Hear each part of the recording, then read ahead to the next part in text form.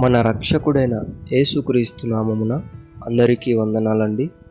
ఈరోజు దేవుని మాటలు సామెతల గ్రంథము 21వ అధ్యాయము 23వ వచనము.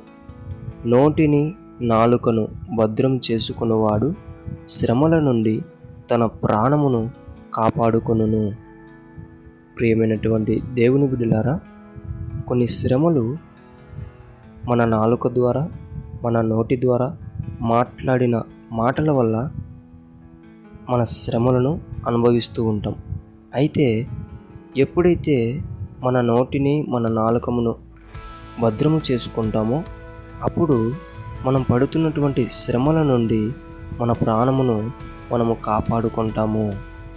దేవుని మాటలో ఉన్న శక్తి నీవు నమ్మినట్లయితే నీ నోటిని, నీ నాలుకను భద్రం చేసుకుని శ్రమల నుండి బయటపడతావని దేవుడు ఎంతగానో ఆశిస్తూ ఉంటున్నాడు.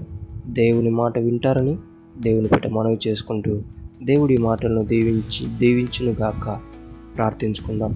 దేవా, మీకు వందనాలయ్యా.